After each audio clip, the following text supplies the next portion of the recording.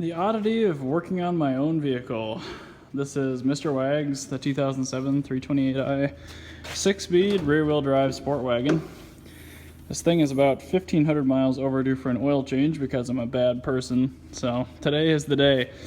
I pushed Mini Wags off the lift, grabbed my filter and oil, and I'm gonna get this done. So at least I don't have to feel bad about the car being overdue. A lot of the miles on the oil are highway miles, and I'm still about half of what the factory recommended interval used to be, so it should be fine. I'm going to do a Blackstone analysis on it, which I think I have in the car still, but yeah. I will walk through it, even though I'm sure you guys know how to do an oil change on an N52. Nothing too special. Top side, canister filter, fill location, drain plug on the bottom. It's a 7-quart fill, a little tiny bit more with the filter. I throw 8 in there because I beat this car pretty hard, and it's a good idea for longer intervals. So there's the bottom of the rear-wheel drive oil pan. It's a 17mm drain plug. You'll have hopefully between 6.5 and 8 quarts that come out. So make sure your drain pan's big enough. There's a lot commercially available on the market that only hold 5 or 6, which is kind of silly. But once it's all drained out, just pop the plug back in. Your filter should have a new crush washer on it. I recommend you replace that and then go back up top side. We'll do the filter and the fill. And then there's actually a process to reset the service interval computer on the gauge cluster as well, if you want to use that. And after I'm done with the oil change, time to put the summer wheels back on. The snow tires are great, but it's starting to get into the 40-50 degree Fahrenheit range here, so it's going to start doing damage leaving those on. May as well take them off. So, remove your oil filter housing cap. There are correct oil filter housing tools for this. I don't really know what the diameter is, but I'm sure a quick Google could reveal it. I just use a pipe wrench because I don't really care. Just be careful. You won't really mar the finish of the plastic too much. Once you've got that removed and it's drained out a little bit, there's a little green O-ring and a big black one. Use your little hook pick to work those off and replace them with the O-rings that came in your filter kit. And then the filter itself just pulls off toward you in this view, and then the new one simply presses on.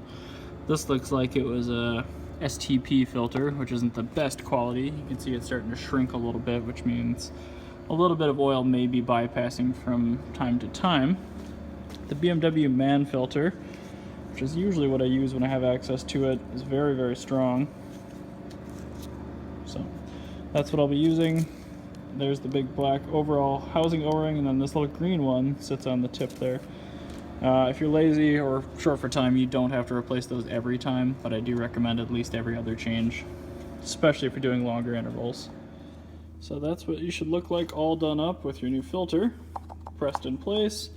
There's my new green O-ring. I dipped both the big and small one in the residual oil in there just to make sure they're nice and lubed up. So plop it right back on there, thread it down until she's hand tight, and then just work until your plastic edge is flush with your aluminum. Don't torque it. Once it stops, you're good. At this point, just fill it up with the oil of choice. I run Rotella T6 5W40 year-round. Do not run 5W30 in one of these engines ever. But anything 040, 540, 550 is just fine on these engines. I'm doing this real time just so you can see, even with a relatively oily glove, no need for a tool to tighten it down. Do it with your hand, it's plenty. So I'm gonna put 8 quarts of T6 in here, fire it up, make sure I have oil pressure, and then reset the SI on the cluster.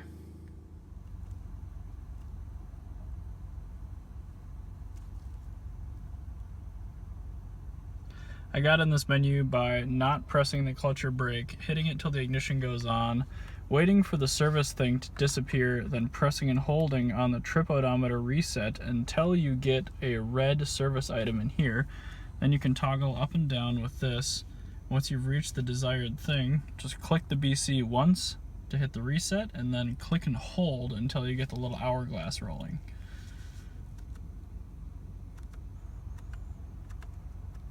Like that. And then you just hit in for set, and then once you get whichever service item you're looking for, you click in, and now you can see mine's reset to 15,000, even though I'm only going to run about 8,000 on this oil change. Now that the service is reset, time to fire it up.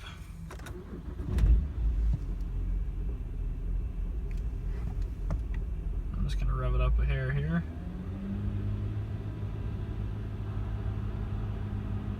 The reason why I rev it up a little bit for a second is just to pressurize the oil system so I can check it for leaks.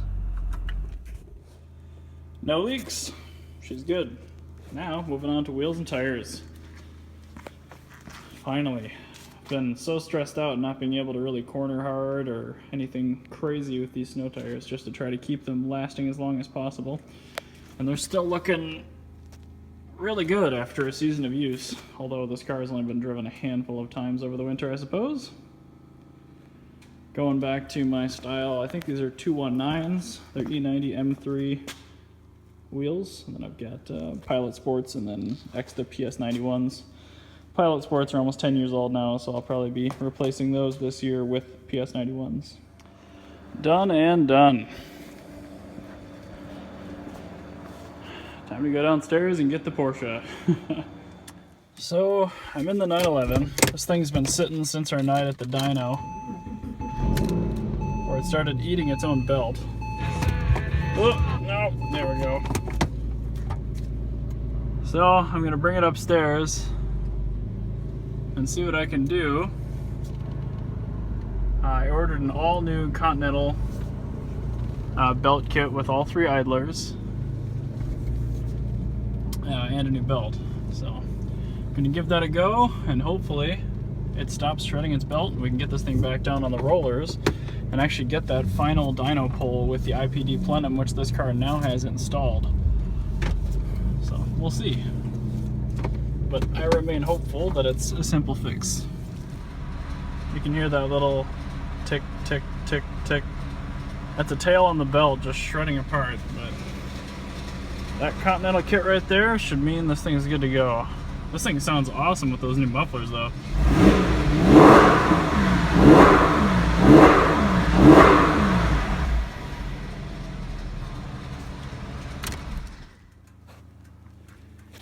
So in order to gain access to the belt drive, I pretty much have to remove the entire cold air intake system that we installed, which is a bit of a bummer. It's really not that difficult, but still unfortunate. So it's going to be a hose clamp up here, the little mass airflow sensor connector, and then I'm going to take out the through bolts on either side, but not the bracket bolts because those are very tough to reinstall. And it looks like I will have to undo those 13s down there as well. And the oil tube should just sit up out of the way. Wow. With that airbox out of the way, we have incredible access to this thing. So yeah, there's our belt drive. Looks like our tensioner is here. Idler there, I think.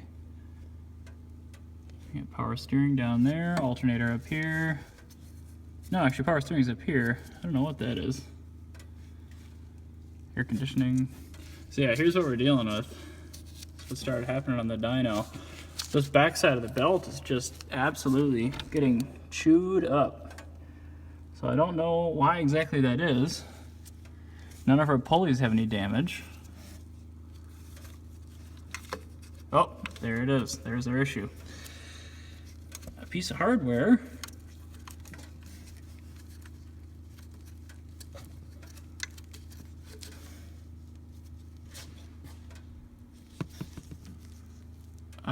Bad rubber noise. Oh, okay. It pulled this off of the engine.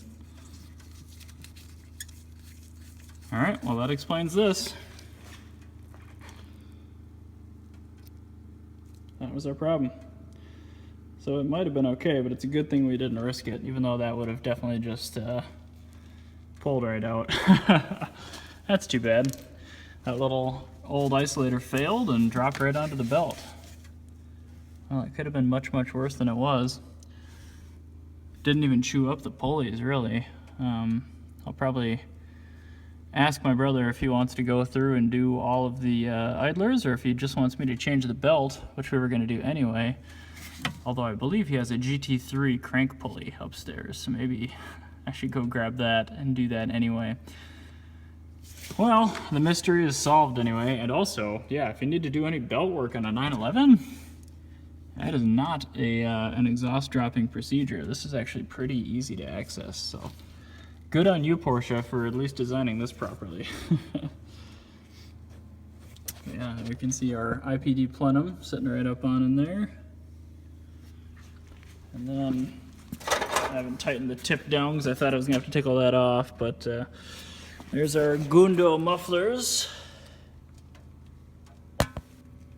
There, you can see the bypass tube a little bit better. So all that does is offer a less restricted path for the exhaust gases to flow. And most of the time, when you're cruising around, you still get the volume of the muffler acting as a resonator, so you don't get drone, but under wide open throttle it takes the shorter path. It's really cool. It's basically how the Porsche sports exhaust worked for this car, except for that had a valve, so you could, have it on or off, depending on throttle load, or if you wanted it on or off. So, quick update on the Porsche. Got the belt kit here. Got the old belt out, which, boy, that thing is destroyed in the inside shoulder. So I've got this new contitech idler set on here. These fit perfectly, which is great. So I'm going to get those tightened down, and then I'm going to try to put a breaker bar on the crank bolt, see if I can get that off. I have the car parking brake on in gear, so if anything is going to work for me to be able to crack that without an impact, it's probably this. So again, I'm going to tighten down those idlers first, and then try to go after that crank bolt a little bit. If I can get it done, then we'll throw on the GT3 pulley as well, but if not, at least it's got idlers and a new belt, so it'll be safe to drive. So there, we have the old crank pulley off. It really did not take much. Here, whatever this is, will not work on our engine. This has a little pin here. No Woodruff key. Super. Well, that was a massive pain, but we're done. I don't even have any bonus parts except for that GT3 pulley, which I'm now aware the GT3 used the Metzger engine, which is like the 996 turbo and all the old air-cooled stuff, so of course it is a different crankshaft. But yeah. I don't know if I'll drive this or the Boxster home tonight. That exhaust tip's got a little bit of a waggle going on it still, and I don't really want to pull the bumper off. Pretty sure that's going to be required to fix it, so probably still Boxster yet, but this car at least.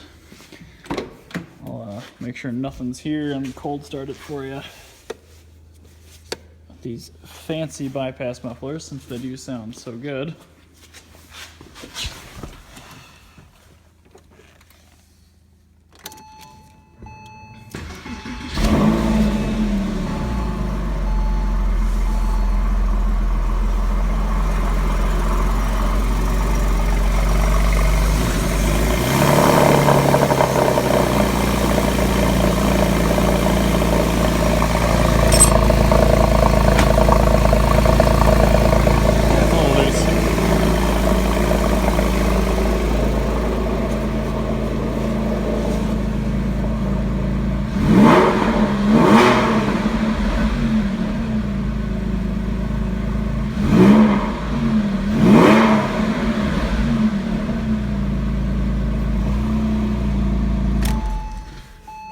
Good to go.